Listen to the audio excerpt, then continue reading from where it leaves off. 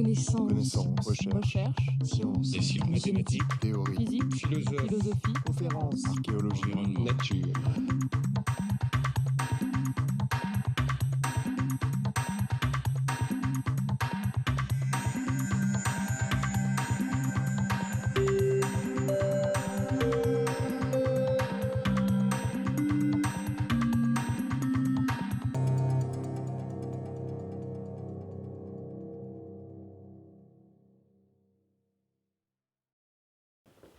Bon, alors donc je vais continuer tranquillement aujourd'hui à vous parler de ce que je sais et de ce que je ne sais pas sur ces questions de comparaison pour les solutions de ces systèmes de jeu à champ moyen. Donc,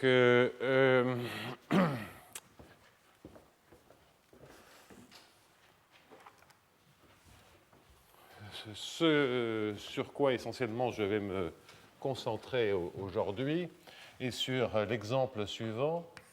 Donc, un exemple où on aura la possibilité de montrer des principes de comparaison que je vais écrire toujours avec le temps qui a été inversé. Donc, je vais prendre un coefficient 1,5 ici, étant entendu que, bien entendu, on peut remplacer ceci par un opérateur du style moins nul laplacien U. Et je reviendrai ensuite sur le fait que ce soit un laplacien ou pas un laplacien. Ensuite, pour simplifier les calculs, je vais prendre un demi de gradient U carré. Ça ne veut pas dire qu'on peut prendre n'importe quel Hamiltonien, je reviendrai dessus. En fait, je ne sais pas très bien. Mais ce que je veux dire pour simplifier les calculs, c'est sur l'aspect juste un demi. En revanche, que ce soit exactement la norme euclidienne du gradient E au carré, ce qui est d'ailleurs lié au Laplacien, est absolument crucial. Alors, là-dedans, toujours pour bien comprendre de quoi il s'agit, on va prendre une fonction f, puis je peux mettre ici de x et de m. Ce ne sera pas une grosse difficulté.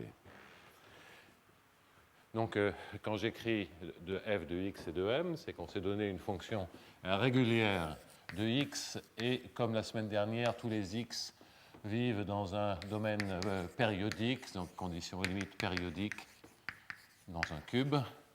F de x, f est donc une fonction de Rd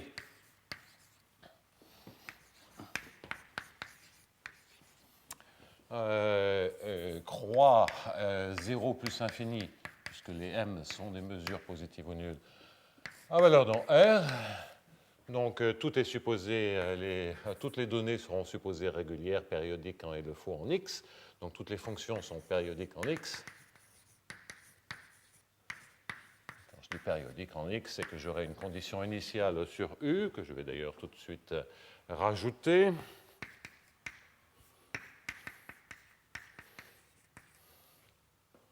Et j'aurai une condition finale sur la mesure que je vais également tout de suite rajouter, avec bien entendu le fait que ça soit normalisé, c'est-à-dire une mesure de proba.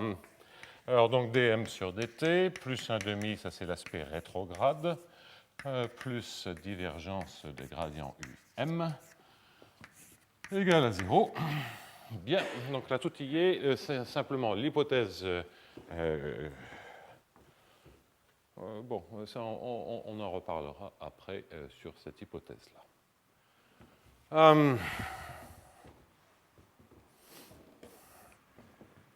Ouais. Bien, alors donc là-dessus, sous des hypothèses de croissance raisonnable, de régularité, donc toutes les données sont régulières, on sait que si f est modulo des hypothèses, donc je mets ça entre guillemets, modulo des hypothèses naturelles de croissance et patati et patata. Si f est croissante par rapport à la variable m, c'est-à-dire donc si f de x et de z est croissante en z, on sait qu'il existe une unique solution.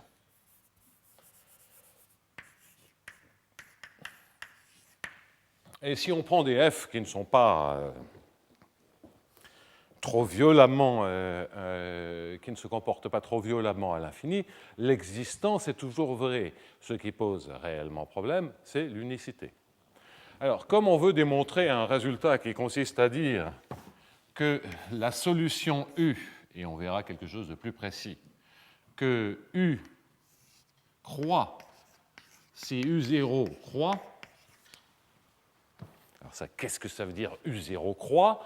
Ça veut dire que l'on considère deux conditions initiales U0, V0, avec la même condition terminale sur la mesure, et en notant de manière évidente UV et les solutions, enfin la première composante des solutions associées, donc ça donne une solution UM, une solution Vn, associée au couple U0M1, V0M1, eh bien, si U0 est plus petit que V0 partout, alors U est plus petit que V partout. Et en particulier, de la même façon que je l'avais indiqué la semaine dernière, comme on peut rajouter une constante à U sans problème, ça entraîne une estimation de stabilité très forte, puisque ça vous dit que c'est une contraction dans L infini, que la résolution de ce système de Minfield-Games par rapport de jeu à champ moyen, par rapport à la condition initiale U0, est une contraction dans L infini. Alors donc, solution extrêmement rigide par rapport à la condition initiale. Alors, plusieurs observations là-dessus. C'est que j'ai dit entre parenthèses Laplacien par nu Laplacien, pour un peu comprendre le fait que l'hamiltonien ici a été choisi de manière très adaptée au Laplacien. Je vais vous donner un exemple, enfin une remarque qui est une variante, enfin c'est exactement la même démonstration. C'est que si vous remplacez le moins 1,5 de Laplacien, U moins 1,5 de Laplacien, vous le remplacez par un opérateur elliptique du second ordre, moins AIJ, qui peut d'ailleurs des coefficients qui peuvent dépendre de x et de t, D2 sur DXI, DXJ, avec une matrice AIJ, disons, donc ça c'est strictement positive et symétrique, définie positive. Alors, à ce moment-là, le 1,5 de gradient U carré, bon, je vais laisser un 1,5 devant, le 1,5 de gradient U carré, à ce moment-là, le résultat que je viens de citer est valable pourvu que je mette ici un mu, ça j'ai droit à mettre un coefficient positif devant. Je vais laisser le sur 2, ça n'a évidemment pas aucune importance. Et ici, vous devez mettre exactement la forme quadratique associée, c'est-à-dire AIJ du sur DXI, du sur DXJ. Et bien entendu, il s'agit toujours de somme sur les I et J. Donc, le résultat auquel je fais référence, que je vais démontrer, marche pour un hamiltonien extrêmement particulier. C'est gradient U carré et rien d'autre, dans le théorème que j'énonce. Modulo une constante.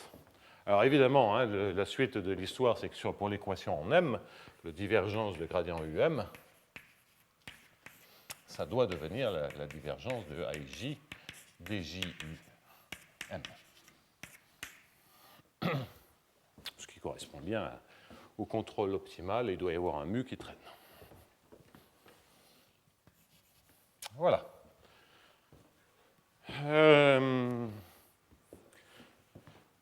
Ce qui correspond bien au contrôle optimal associé. Donc, tout ça pour dire que la démonstration que l'on va faire est un résultat positif, mais qui fonctionne pour un hamiltonien extrêmement spécifique. Alors, on va voir, c'est une démonstration qui est hautement non standard. On va, avec l'hypothèse, bien entendu, excusez-moi, j'aurais dû implicitement, elle était dite avant, quand on a un résultat comme ça, c'est qu'implicitement, on a aussi un résultat d'unicité. Je reviendrai là-dessus, je ferai les commentaires là-dessus. Donc, ce théorème, en tout cas, il a un sens clair parce qu'on sait qu'il existe une unique solution, donc on sait de quoi on parle, sous l'hypothèse que f est croissante en m. Hein, c'est-à-dire cette hypothèse-là. Donc ça fait partie de l'énoncé du théorème, et je l'ai oublié pour l'instant. De sorte que, effectivement, si f est croissante en m, quand on prend des conditions initiales quelconques, eh bien, on a des solutions et on peut les comparer si les conditions initiales se comparent. Alors, on reviendra sur le rôle des différentes hypothèses, qui sont, je le répète une fois de plus, ce n'est pas du tout dans la structure du ratio du Laplacien, c'est dans le choix de l'hamiltonien, un choix très spécifique, d'une part, et puis d'autre part, l'hypothèse de croissance. Quel rôle joue-t-elle? La semaine dernière, l'hypothèse de croissance était cruciale. Ça nous permettait d'obtenir une équation elliptique. Sinon, on avait une équation qui n'avait pas de caractéristiques et on ne pouvait absolument rien dire dans le cadre des déterministes. Donc, hors de l'hypothèse de croissance, on était dans le vide total en termes de compréhension de ces équations. Dans le cas du Laplacien, comme on le verra, les choses sont un peu plus...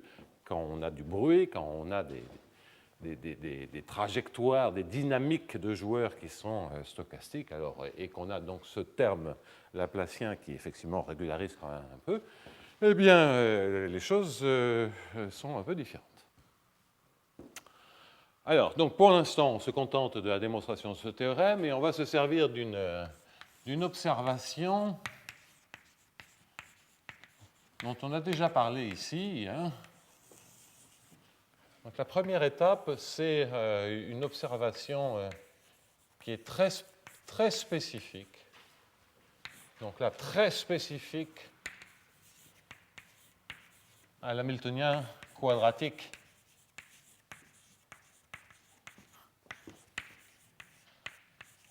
adapté.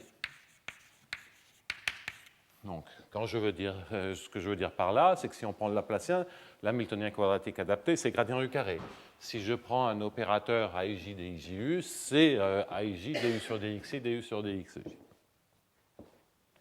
Bien. Alors, cette observation, c'est un certain nombre de transformations que je vais faire, que j'ai déjà faites ici. La première est tout à fait standard pour une équation de Hamilton-Jacobi-Bellman comme ceci, transformation dite de Kohl-Hopf.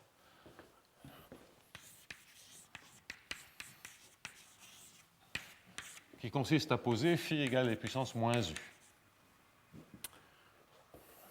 Alors si je fais ça, je trouve bien évidemment que 1/2 de Laplacien phi. Donc, comme c'est exponentiel moins quelque chose, eh bien, je vais avoir moins exponentiel moins u fois 1/2 de Laplacien u. Et puis, si je dérive 2 fois l'exponentiel, moins par moins, ça fait plus. Comme j'ai mis un moins facteur, je vais mettre un moins ici. Et ce que je vais récupérer, c'est moins 1/2 de gradient u carré.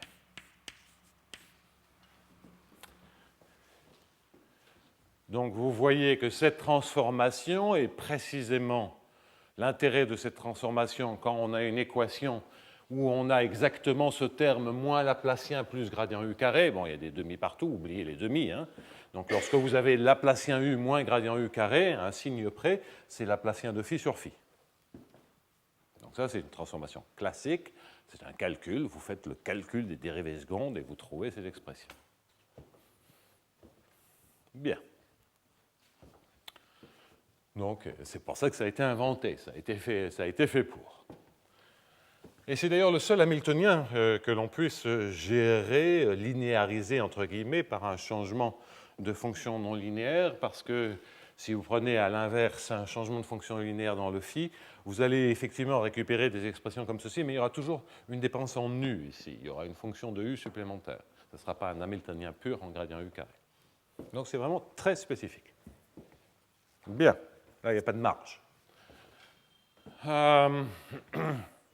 Donc, une fois que l'on a fait cette observation, qu'en déduit-on? Eh bien, vous voyez que l'équation, la première équation, peut être réécrite, puisque bien évidemment, dφ sur dt est égal à moins e puissance moins u du sur dt.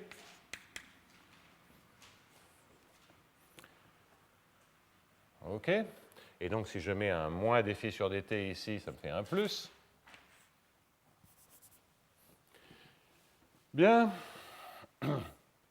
Et donc, maintenant, si vous sommez les membres de droite, vous en déduisez que moins dφ sur dt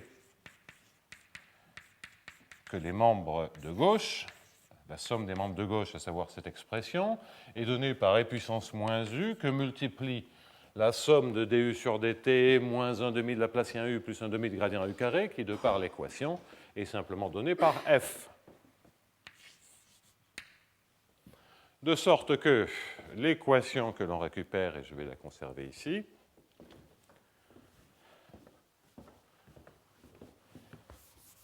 donc je vais intercaler. Si je prends phi égale e puissance moins u, je récupère quoi? Regardons bien. Je récupère l'équation qui n'est rien d'autre que dφ sur dt moins 1 demi de Laplacien phi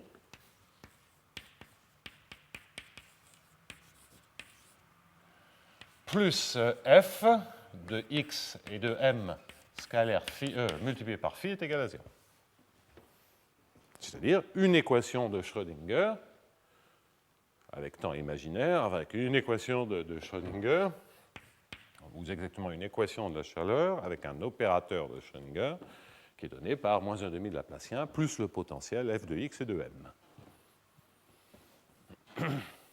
Bon, ça c'est transformation de Kohl-Hopf générale. Observez que sur la condition initiale, vous avez pris bien entendu que phi à l'instant initial est connu, c'est e puissance moins u0, et donc ça, phi est décroissant par rapport initialement par rapport à u.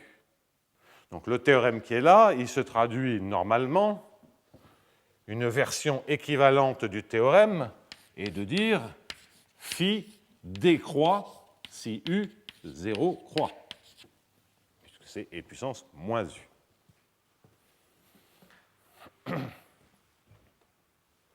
C'est donc ce que l'on doit démontrer. Alors ça, c'est le premier pas dans la manipulation dans cette observation. Le deuxième pas est, lui, tout à fait spécifique. C'est quelque chose que je vous ai déjà indiqué. Au démarrage, quand on avait fait cette observation, on ne savait pas très bien à quoi elle pouvait servir. Et là, je vais vous donner, je connais maintenant deux applications de cette observation.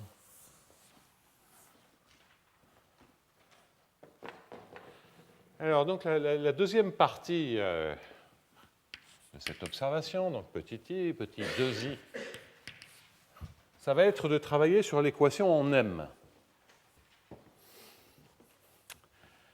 Bon. Alors, lorsque je peux peut-être essayer d'expliquer un tout petit peu la genèse de cette idée. Pensez à un problème stationnaire. Pensez à un problème stationnaire et regardez la deuxième équation, c'est-à-dire je laisse tomber des m sur dt. Si je laisse tomber des m sur dt, donc formellement, dans le cadre, si je me débarrasse de dm sur dt, bien, que me reste-t-il? Il me reste que la divergence de 1 demi de gradient m plus gradient u m est égal à 0. Alors dire que la divergence d'un champ de vecteurs est nulle, ça ne veut pas forcément dire que le vecteur est nul. Il se trouve que là, il est nul parce que c'est essentiellement un gradient. Alors c'est un peu plus compliqué, mais ça se démontre.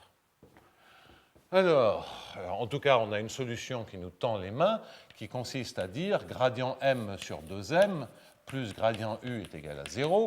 En d'autres termes, 1 demi de gradient de log m plus gradient u est égal à 0. En d'autres termes, log m est égal à moins 2u, c'est-à-dire m égale e puissance moins 2u, c'est-à-dire égale phi au carré.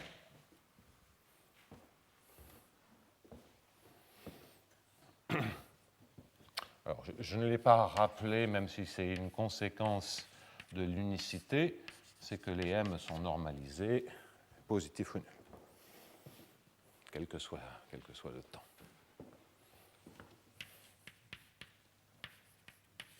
Bien. Alors ça, c'est stationnaire, et évidemment, vous ne pouvez pas espérer que pour un problème qui est dépendant du temps, m soit égal à phi carré. Ça ne marche pas. Si vous faites les d sur dt, font que le calcul simple que je viens de faire ne fonctionne pas.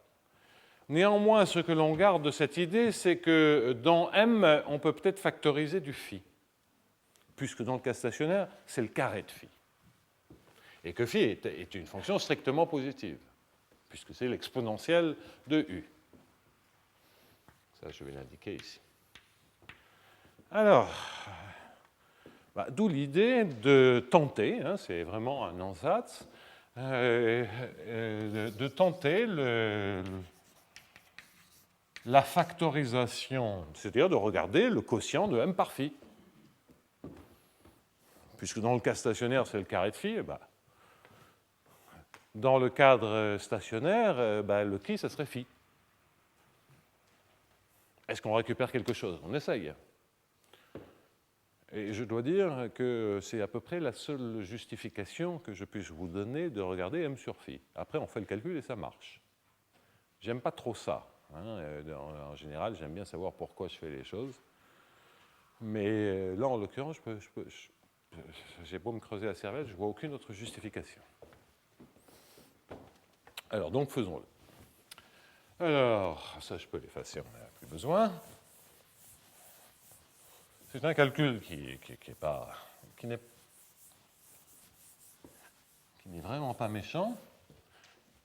Alors, le dm sur dt, évidemment, il y a deux termes. C'est dφ sur dt fois qui plus phi dqi sur dt.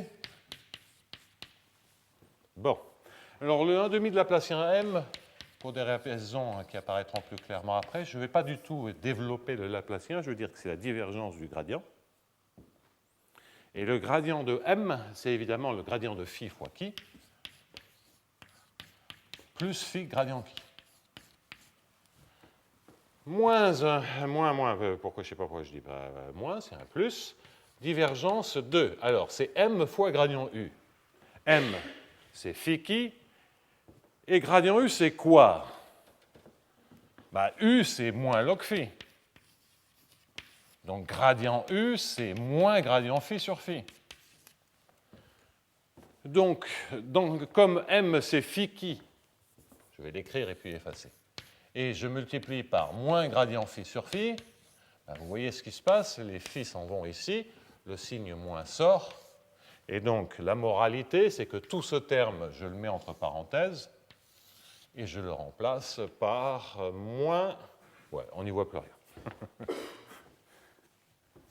Donc, l'étape intermédiaire, n'allons pas trop vite, l'étape intermédiaire, j'écris juste le résultat, c'est les phi s'en vont et ça fait moins divergence de qui gradient phi.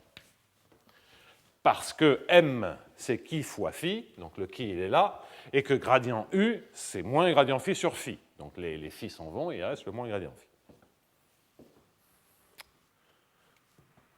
Alors on pourrait se dire, ah ben ça c'est bien, il y a un terme qui s'en va avec celui-là. Non, pas du tout. Ça fait changer le demi de signe. Donc on continue. Ça c'est 0, c'est la deuxième équation. Ça c'est l'équation en m que je suis en train de retravailler. Donc j'ai un dφ sur dt fois qui, plus un phi dqi sur dt. Alors, j'ai un demi, celui-là, il n'a pas changé de signe. C'est divergence de phi gradient qui. Et puis celui-ci, en revanche, là, il vient avec un 1,5 et là, il vient avec un moins 1. Et donc, ça fait un moins qui gradient phi.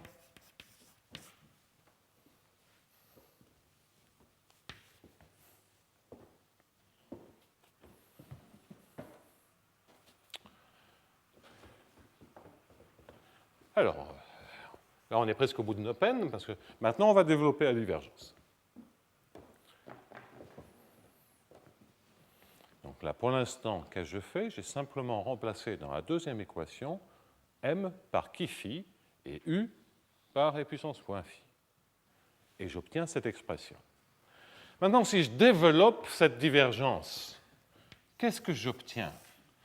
Bien, j'obtiens bien entendu phi Laplacien qui, ça c'est je fais agir la divergence sur le gradient. Je récupère de la même manière qui laplacien phi, je fais agir la divergence sur le gradient. Et ensuite, je peux faire agir la divergence sur les choses qui ne sont pas les gradients. Mais si je fais ça, ça me fait ici gradient phi, gradient qui, et ici moins gradient qui, gradient phi. Donc ça s'en va. Bon, ça c'est un truc classique de compensité par compensation, mais peu importe. En d'autres termes, normalement, dans cette divergence de la différence de deux produits, on devrait avoir 4 termes, mais il y a 2 termes qui s'éliminent. Et il nous reste ces 2 termes-là.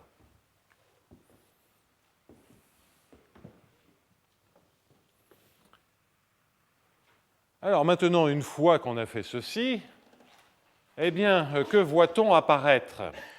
Je vais l'écrire doucement. On voit apparaître qui? Facteur de dφ sur dt moins 1/2 de Laplacien phi. Ah, mais ça, c'est le début de l'équation en phi. Et phi, facteur de dqi sur dt plus 1/2 de Laplacien qui.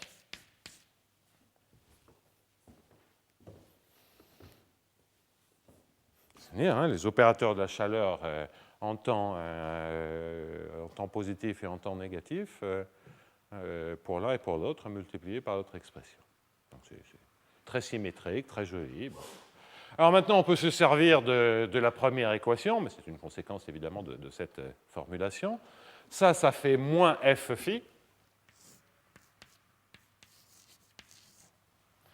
Et puis phi est strictement positif, donc j'ai du phi partout, je peux l'enlever. Et le résultat des courses, c'est que je trouve comme équation en posant m égale phi qui, je trouve comme équation dqi sur dt plus 1/2 de Laplacien qui,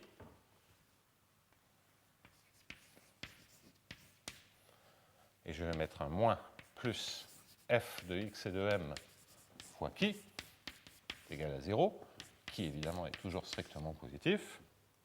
Et si je fais ça, je dois mettre un moins devant. Alors, regardons bien. J'ai mis des moins partout. Ça peut paraître un jeu un peu curieux. Mais ça, c'est pour bien dire, on est en temps rétrograde, donc la dérivée temporelle, c'est moins dqi sur dt. Là, on est en temps positif, la dérivée temporelle, c'est plus dφ sur dt. Et après, c'est le même opérateur qui agit sur phi et sur qui, à savoir l'opérateur de Schrödinger, moins 1/2 de Laplacien plus f. Donc les signes sont bien corrects, puisque j'ai normalement dqi sur dt plus 1/2 de Laplacien qui moins f. Ou en d'autres termes, moins dqi sur dt moins 1/2 de Laplacien plus f. Donc ça, c'est correct. Et là, voilà le système dont je vais me servir ce matin. Ça, c'est la fin de cette première étape qui est une observation générale. Alors ça, c'est quand même assez rigolo. Je m'arrête un tout petit instant parce que on part d'un système bizarroïde avec des non-linéarités partout. On récupère un système qui reste non-linéaire, mais qui est de 2 équations de la chaleur semi-linéaires couplées, totalement symétriques, une forward, l'autre backward. Et le couplage se fait par le produit des 2 inconnus dans la non-linéarité. Pourquoi tu fronces le sourcil? Parce qu'on on a une équation parabolique, donc on a presque. Oui, c'est après coup. Bon,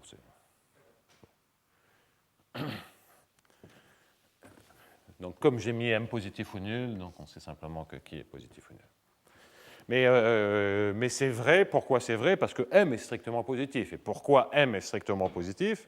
Parce que c'est une équation parabolique, je suis dans des situations de solution régulière, et que pour une solution avec une condition finale qui est positive ou nulle, à savoir M1, et que la solution est automatiquement strictement positive, sauf si elle est identiquement nulle.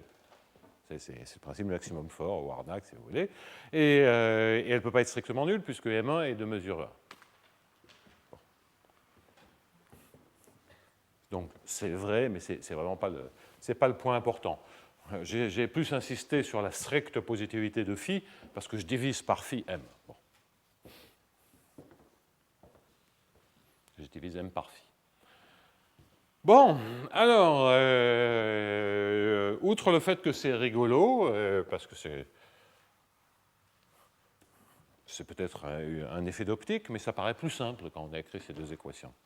Résoudre ce double système d'équations, ça paraît plus simple. Bon.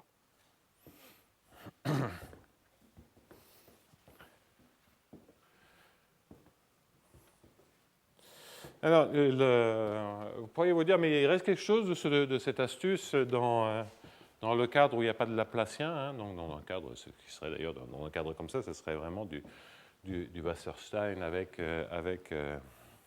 interaction à travers le f de x et de m. Et la réponse est que c'est un peu plus compliqué qu'il n'y paraît, parce que si vous mettez un epsilon devant le Laplacien, ici vous allez avoir essentiellement du u sur epsilon. C'est des limites WKB, hein, c'est toujours l'optique géométrique. Donc il y a des informations, mais elles sont beaucoup moins claires que ce que je peux écrire là. Bien. Donc si je prends ce système d'équations, que puis-je en dire? C'est à nouveau, on est sur un problème qui est absolument pas standard. Hein. C'est des équations paraboliques semi-linéaires, mais il y en a une qui va dans un sens, l'autre qui va dans l'autre, et après.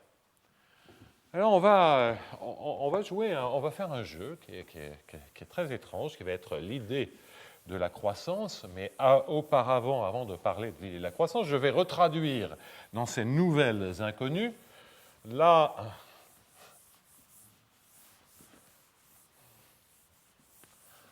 Je vais retraduire dans ces nouvelles inconnues le théorème. Donc je l'ai déjà traduit en ce qui concerne phi. J'ai dit phi décroissante si U0 croissante. Bon.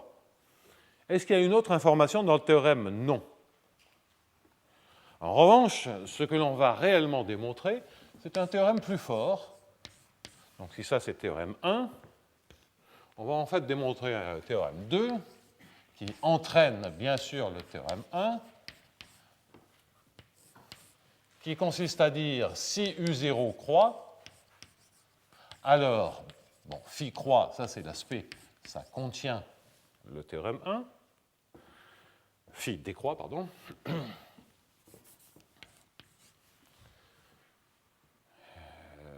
Oui, et qui croît.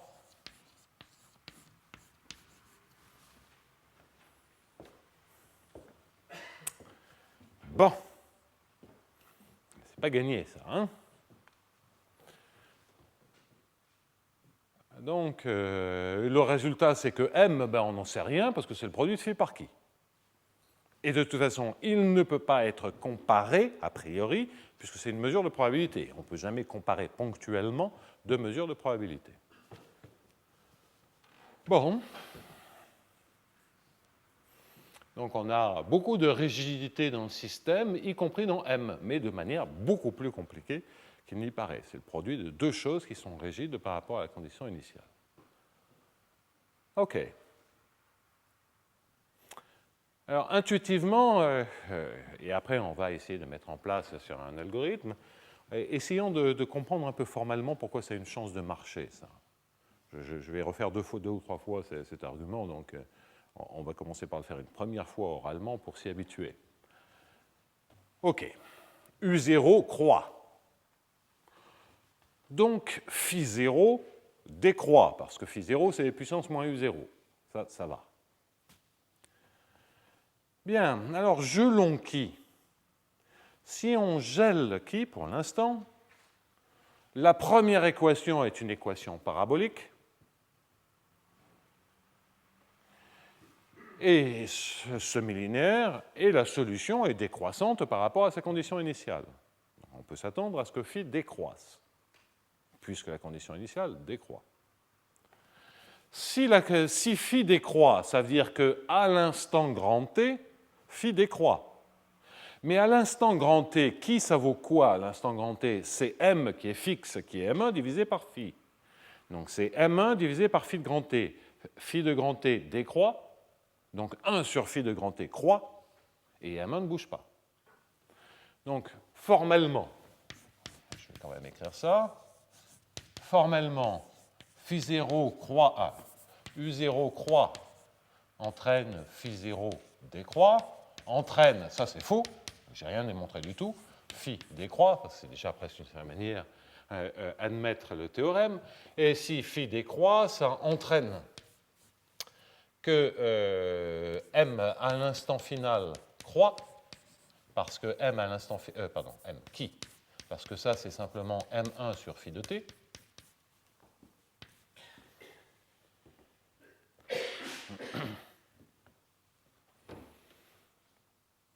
Et ensuite, regardons un peu l'équation rétrograde qui est moins dqi sur dt. C'est la deuxième étape de démonstration, c'est comprendre pourquoi il y a une chance que ça marche. Donc, pourquoi c'est moins dqi sur dt. Ensuite, je vais avoir moins 1,5 de Laplacien qui, et je vais avoir un plus f de x et de phi fois qui égale à 0. Alors, regardons le potentiel qui est ici. Donc ça, c'est un g de qui. C'est un g phi de qui. Bon, je l'écris pas comme ça.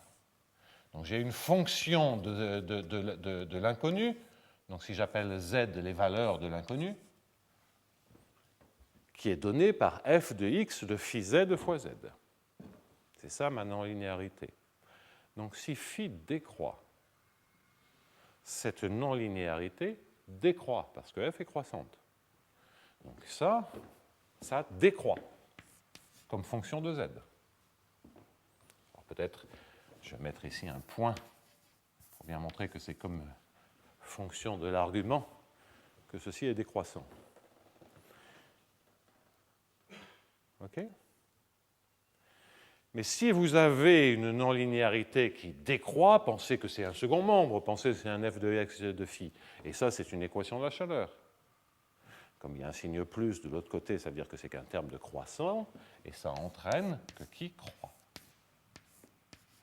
En d'autres termes, si phi est décroissant, si phi descend, ça entraîne que qui monte. Et si qui monte, essayons de boucler. Si qui monte, maintenant on regarde l'équation en phi. Bien, l'équation en phi, c'est dφ sur dt, moins 1,5 de Laplacien phi, plus f de x et de qui fois phi.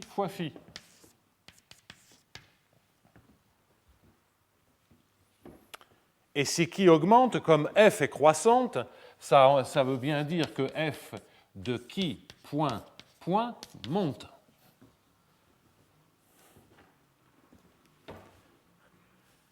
Mais si vous accroissez un potentiel dans une équation de Schrödinger, ben vous écrasez plus la solution.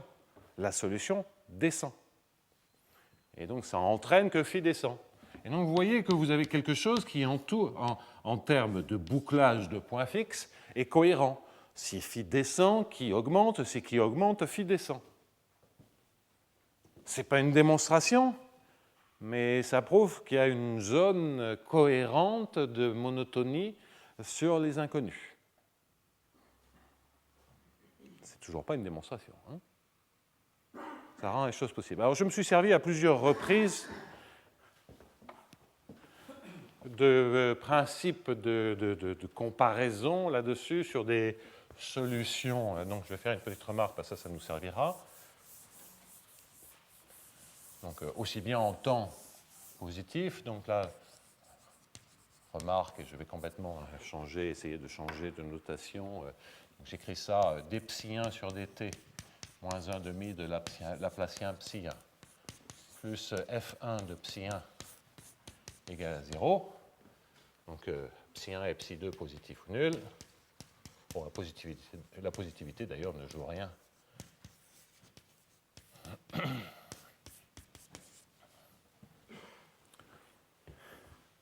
Et donc la remarque que j'ai faite à plusieurs reprises, c'est que si f1 est plus petit que f2,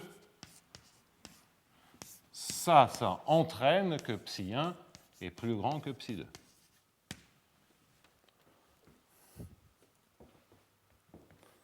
Alors si c'était une fonction de x, ça serait clair, ça serait le principe maximum. Si au lieu d'avoir f1 de ψ1, j'avais f1 de x, je mettrais ça au membre de droite, j'aurais une équation de la chaleur avec un membre de droite hein, c'est-à-dire les températures, les sources de chaleur que l'on a dans une pièce, le moins F1, c'est moins F1, ben, moins F1 serait plus grand que moins F2, ça veut dire qu'on chauffe plus dans le premier cas que dans le deuxième cas, la température est plus grande. Donc, si c'était juste une fonction de x, ça serait le principe du maximum standard. Là, il y a une non-linéarité, donc il y a un petit chouïa à démontrer. Bon, ça c'est une propriété tout à fait élémentaire de l'équation de la chaleur. Pour l'instant, admettons-le, admettons cette propriété, admettons cette propriété, après on verra comment démontrer ceci dans un petit instant. Bon, donc ça, je m'en suis servi à plusieurs reprises. Je reviens sur l'argument formel. L'argument formel, il ne nous a pas, comment dire, il n'a pas démontré le théorème. Il a simplement dit il dit simplement que par ce processus itératif qui consiste à fixer qui, se résoudre en phi, et puis une fois qu'on a phi, résoudre en qui, et puis revenir sur phi, etc., qu'à chaque fois, les propriétés de monotonie semblent préservées. Eh bien, ça donne tout de suite une idée, c'est que, en fait, on va démontrer le théorème par un algorithme constructif, et en même temps démontrer la convergence d'un algorithme et démontrer la propriété, la propriété qualitative de monotonie. Je ne sais pas démontrer, enfin, je ne sais pas, m'acharnant, je pourrais essayer de trouver une démonstration, mais on n'est pas dans des cadres standards où on peut appliquer des recettes de principe du maximum. Ça ne marche pas comme ça. C'est un système, il y a un couplage là-dedans. Bon, on doit pouvoir faire une démonstration sans algorithme, mais comme en plus, je trouve que d'avoir un algorithme itératif convergent, c'est une bonne information en soi qui peut être utile, je préfère le faire de cette manière-là.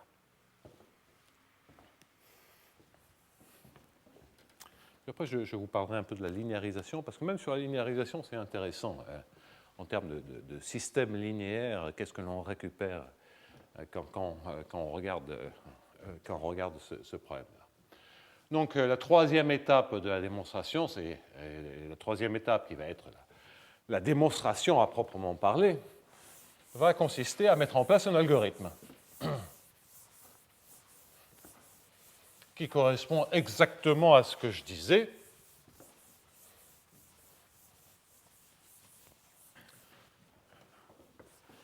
Donc, démonstration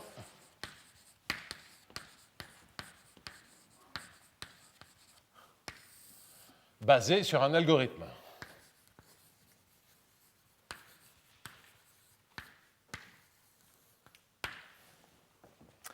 Alors, pour initialiser l'algorithme, on va commencer exactement comme je le faisais là, par résoudre en phi. Pour résoudre en phi, on connaît les conditions initiales, mais je ne connais pas le m. Et le m, c'est phi fois qui. Hein. Je vais résoudre des équations semi-linéaires à chaque étape.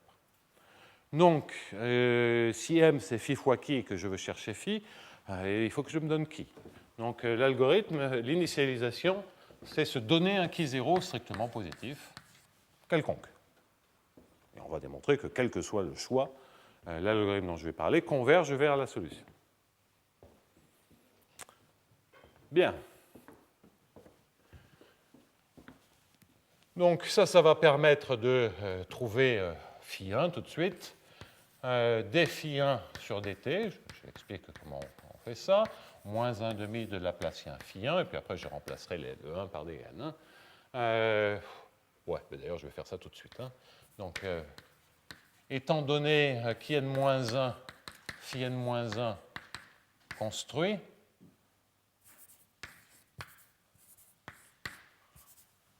comment construit-on phi n qui n? Alors, pour phi n, et en particulier, ça sera pour n égale 1. Ouais. Étant donné qui est n-1, parce que comme je n'ai pas défini un phi 0, enfin, je pourrais prendre 0. Allez. Alors, une fois que j'ai qui est n-1, je vais définir phi n. Et je vais le faire de la manière suivante. Je vais avoir un potentiel qui va être f de qui n-1 phi n, le tout multiplié par phi n égale à 0. avec, bien entendu, comme condition initiale, et puissance moins U0.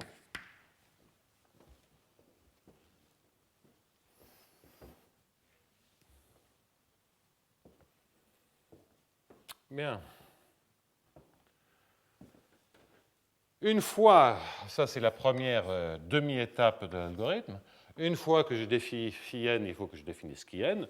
Bien, vous l'avez compris, je résous l'équation rétrograde avec moins d qui n sur dt, moins 1,5 de Laplacien qui n, plus f de phi n qui n, fois qui n est égal à 0. Et comme condition finale, c'est qui n à l'instant grand t est égal à m1, ça j'y touche pas, divisé par phi n en grand t. J'ai trouvé phi n à la demi-étape précédente, donc je connais phi n de grand t, j'en déduis une valeur pour qui n, et je résous cette équation semi-linéaire.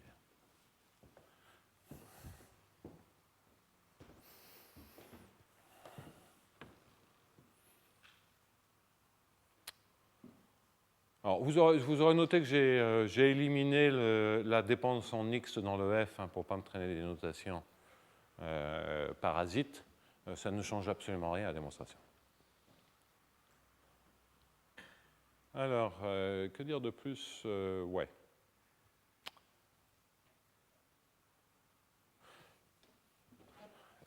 Il y a quand même une question que l'on peut se poser, c'est pourquoi on peut résoudre ces équations-là.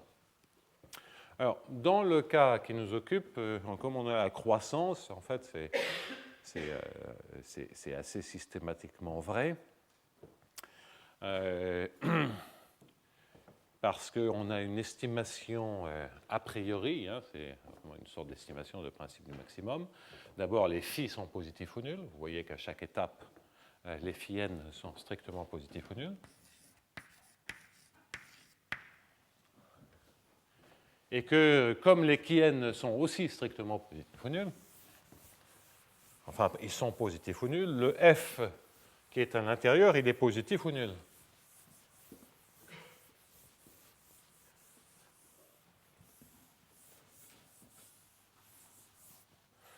Donc là, j'aurais dû dire, et qui est croissante, le deuxième théorème, c'était qui est croissante si U0 est croissante.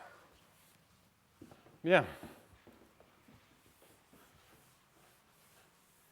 Alors, pourquoi peut-on résoudre ces équations-là?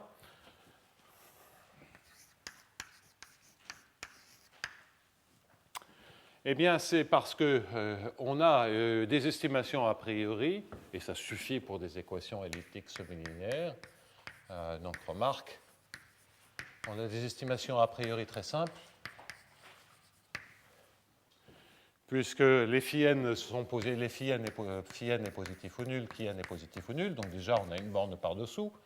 Et quant à ce qui est une borne par-dessus, bien vous voyez que le terme qui est là, tout ce terme qui est là, il est f est supérieur, f de qui n moins 1 phi n est supérieur à f de 0.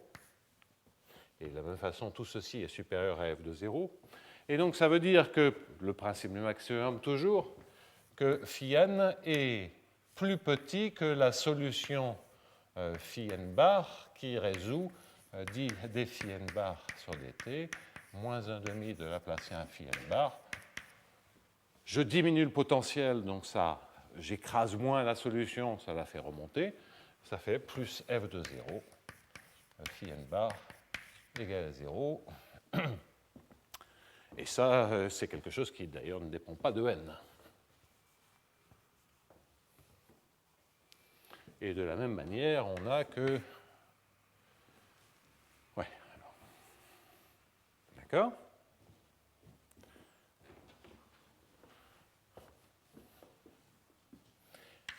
Et phi bar est égal à la puissance moins u0, en t égale à 0. Bon, ça, ça c'est majoré par une grande constante, hein, qui est la norme du sup de puissance moins u0 multipliée par l'exponentielle de la partie négative de f de 0 fois t. Enfin, ce sont des choses totalement standards. Une solution d'une équation comme ça de la chaleur est bornée. Donc, on en déduit que le phi est vraiment très bien fichu. Alors, pour le qui, c'est un tout petit peu plus compliqué.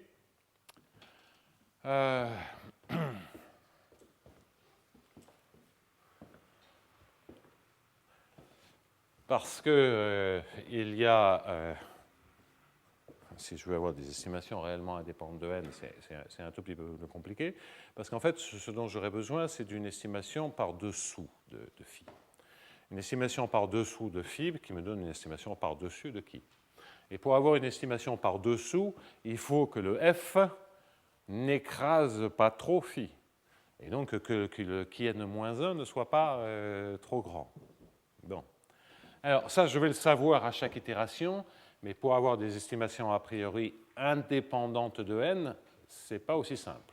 Donc là, je ne vais pas avoir une estimation a priori indépendante de n, je vais me contenter de dire, bien, si je sais que Kn-1 est majoré par une constante, hein, par récurrence,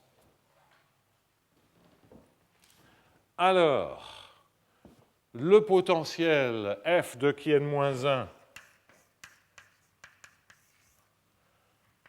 phi n, comme je viens de démontrer que phi n est majoré par une constante, que Kn-1 est majoré par une constante, donc je note par C différentes constantes indépendantes de n, c'est majoré par f de C, puisque f est croissante, et donc tout ça, c'est majoré par une autre constante C.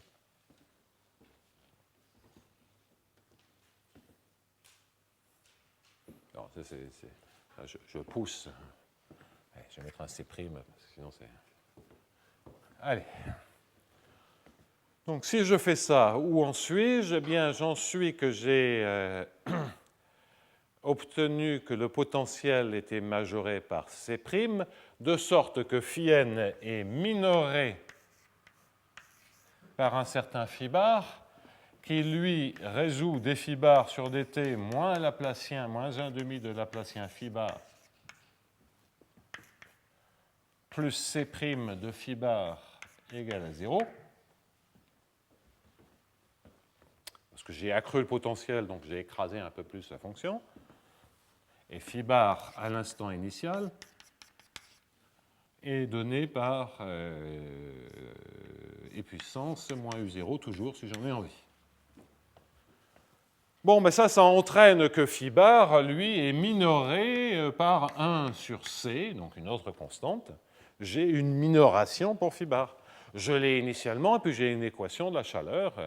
Et en fait, à nouveau, le C, c'est relié au max, à la norme U0 dans l'infini, en fait, avec une exponentielle, et puis une exponentielle de moins C'.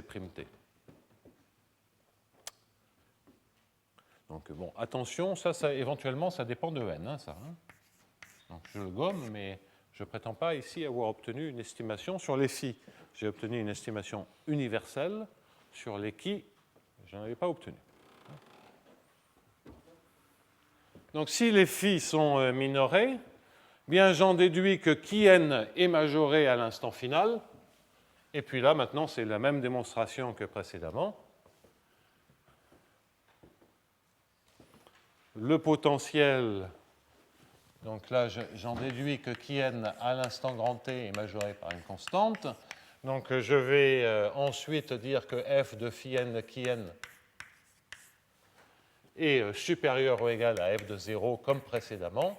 Et donc, je vais en déduire que Kn est majoré par ki bar, qui est la solution de d ki bar sur dt plus 1,5 au sens de moins 1,5 de Laplacien ki bar plus f de 0 ki bar égale à 0, avec ki bar à l'instant final égale à c. Donc en fait, l'argument est le même pour phi et ki. À l'intérieur des équations, ça se passe bien parce qu'on a une minoration automatique pour phi et ki, ils sont tous positifs ou nuls.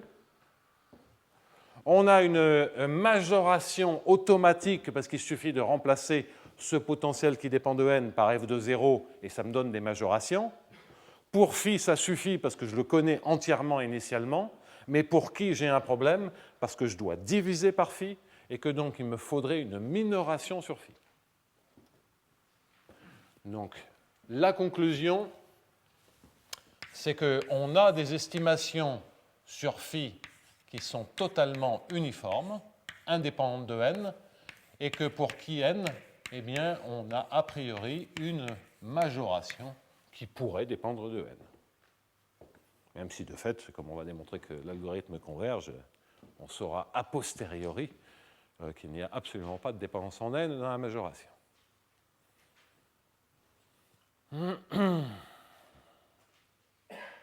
Et donc c'est simplement un petit jeu de principe du maximum, on compare dans tous les sens.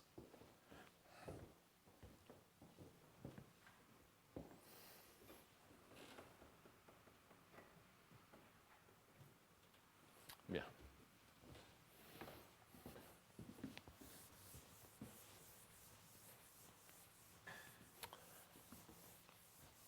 Alors de façon à ce qu'on ne se noie pas dans les détails techniques, je vais faire une simplification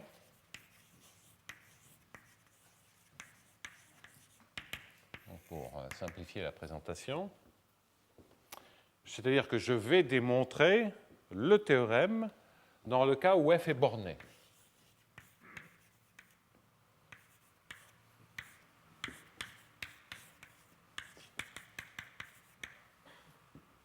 Ça reste une fonction croissante de z, mais je la suppose bornée. Alors vous pourriez me dire, oui, mais ça ne démontre pas le théorème dans le cas général. Donc la remarque que je fais, c'est si le théorème est démontré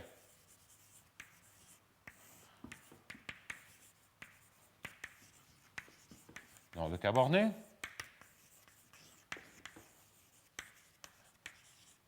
alors c'est OK dans le cas général.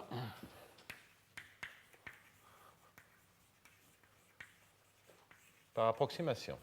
Donc là, je vais expliquer ce que je veux dire.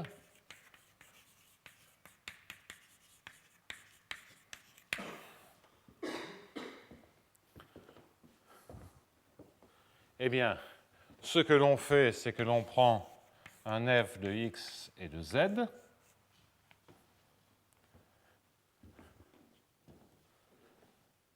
qui est de toute façon supérieur ou égal à f de x 0 pour les z positifs, et que je vais le tronquer avec un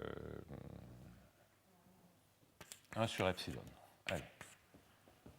Et ça, j'appelle ça f epsilon de x et de z.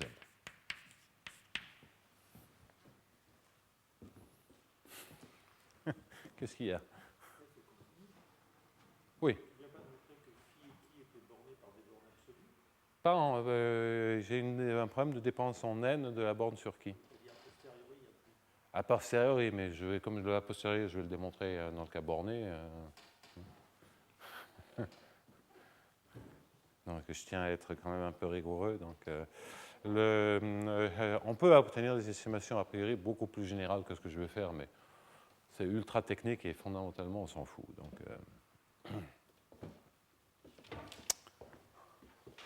Donc, si je tronque dans ce cas-là, j'ai effectivement un f epsilon qui est borné parce qu'il est majoré par 1 sur epsilon.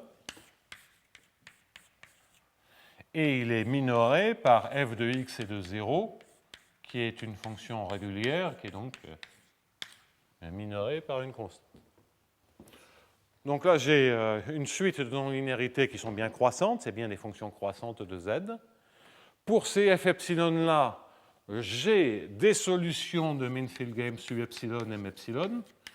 L'unicité montre de la même manière que u epsilon, m epsilon, quand epsilon tend vers 0, tendent vers l'unique solution um.